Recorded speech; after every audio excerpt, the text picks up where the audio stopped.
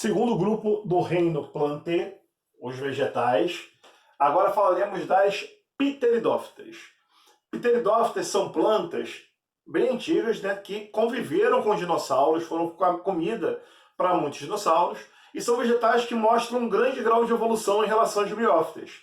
Se as briófitas dependiam muito da água para a vida, as pteridófitas começam a se afastar um pouquinho mais da dependência de água. Quando eu falo dependência de água, que a briófita vivia sempre em ambiente úmido. As pteridófitas chegaram a formar florestas nas eras de presença de dinossauros e até antes. Então essas árvores já não têm tanta dependência de estar num ambiente tão úmido assim. Tem outras características diferentes que eu já vou falar com vocês para você entender melhor. O exemplo mais eficiente que eu tenho para te dar de uma pteridófita são as samambaias. Eu acho que é o exemplo que você vai conhecer mais facilmente. A primeira coisa que você pode imaginar quando a gente fala de uma samambaia em relação ao musgo é que o porte dela já é maior, né? Uma samambaia pode ter folhas de 1 metro, 1 metro e pouco, às vezes até 2. A planta pode ser bem maior do que as briófitas, do que os musgos. Por quê? Vamos ver isso já já. Primeiro vamos relembrar. Como a pteridófita é um vegetal, ela é uma embriófita.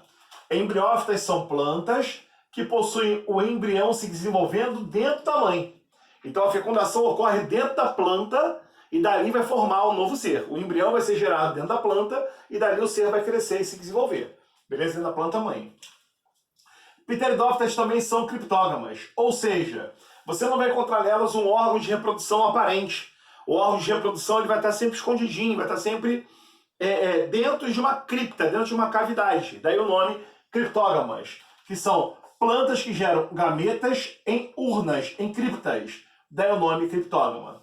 Eu gostaria de lembrar a vocês que plantas criptógamas, por terem o gameta formado assim, esse gameta geralmente ele é móvel e precisa nadar para chegar até o gameta feminino.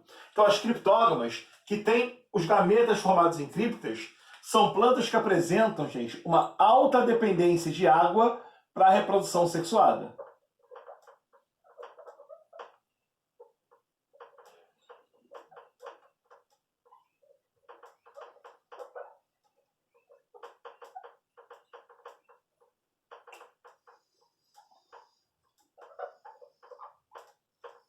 Nota que eu estou dizendo que para o gameta masculino chegar ao feminino, depende do ambiente com água, né, aquático. Porque o gameta masculino é móvel e ele vai nadar até o feminino. E lá no órgão de reprodução, lá no órgão feminino é que vai ocorrer fecundação. A fecundação não é externa quando falamos de seres do reino Plantae. Beleza? Agora uma grande característica das pteridófitas. Ainda mais se compararmos às briófitas. Nas pteridófitas surgem vasos condutores de seiva. Pteridófitas é o primeiro grupo vegetal, o grupo das pteridófitas, que possui um vaso de condução de seiva. Isso faz com que a distribuição de substância seja mais rápida. O seu coração bombeia sangue rapidamente para sua mão. E o sangue da mão volta ao coração, com uma velocidade de maneira um pouquinho menor. A planta não tem coração, mas só em ter os vasos para distribuição acelera o processo. E como o processo de distribuição é mais rápido, a planta pode ganhar porte maior. Então as pteridófitas, por terem vasos condutores de seiva, acabam tendo um porte maior do que as briófitas. Eu coloquei aqui, ó, são plantas de porte médio. Se você pensar numa samambaia, 1, 2 metros. Mas o samambaiaçu, que é uma árvore parente da samambaia, antigamente muito devastado, muito extraído da natureza, porque o caule dele era usado para fazer xaxim, vasos de planta, bom para crescer planta. Só que a extração das plantas quase levou elas à extinção. Essas plantas podem chegar a 4 metros de altura. Se você comparar com uma briófita que chega a 5 centímetros, muito maior, né? E esse tamanho pode ter sido, ele é maior, a planta pode ser maior graças à presença de vasos condutores de seiva. Quando a planta tem vasos condutores de seiva, ela é uma planta chamada de traqueófita. Fita, porque é vegetal. Traqueo, não te lembra a palavra traqueia? Tubão de condução de ar pelo seu sistema respiratório? Então, as traqueófitas têm tubos. Esses tubos são vasos condutores que, em vez de conduzir ar, conduzem seiva pelo vegetal. Então, todo vegetal com vasos condutores de seiva é uma traqueófita. Outra característica da pteridófita que diferencia e muito ela em relação à briófita. Na briófita, no musgo, quando você via a planta formava gametas. O gametófito é a fase duradoura, é a planta nas briófitas. Na pteridófita já não é mais assim. Nas pteridófitas, o esporófito é a fase duradoura. Ou seja, quando você vê uma samambaia, essa mal desenhada aqui do lado, a samambaia produz esporos. E dos esporos da samambaia serão gerados os gametófitos, que gerarão gametas que vão se fecundar para gerar uma nova samambaia. Então, nas pteridófitas, não é mais a planta que forma gametas. Vai existir uma fase transitória, uma fase que vai ser formada só para produzir gametas, fazer fecundação e dar origem a novas samambaias.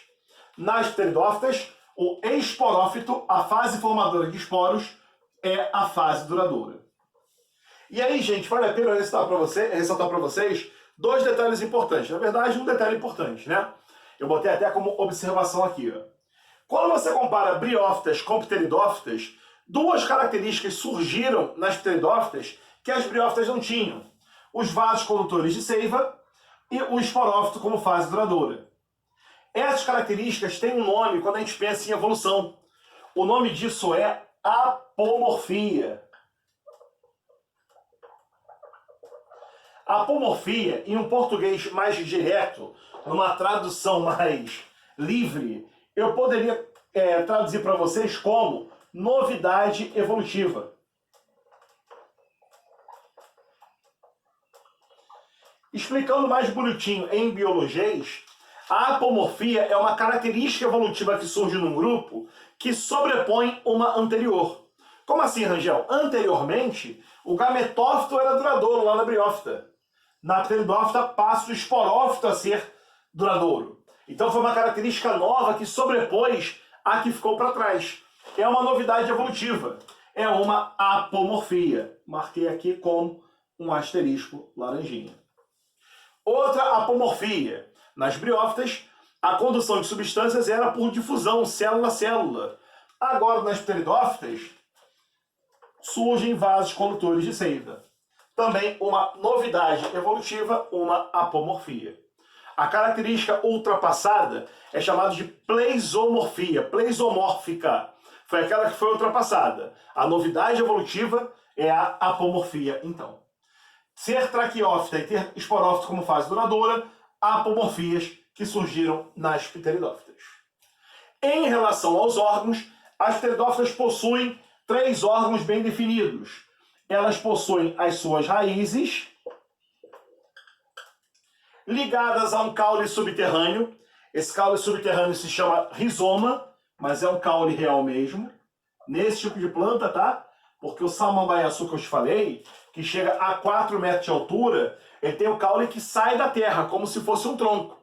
E lembra, gente, que caule é a parte do vegetal que suporta as folhas, né?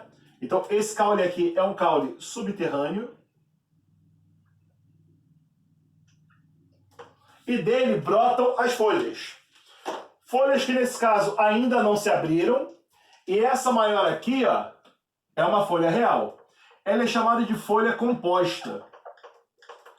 Por que folha composta, Rangel? Porque dá a impressão que ela é uma estrutura cheia de pequenas folhas. E cada dobrinha dessa não é uma folha, não. É uma estrutura que faz parte da folha principal, denominada de folíolo. O folíolo são pequenas unidades da folha,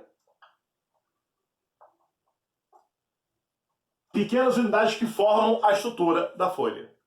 Ali no folíolo estão as estruturas que vão formar os esporos para a planta. Queria te lembrar que eu já falei, mas vamos relembrar aqui, que nas pteridófitas,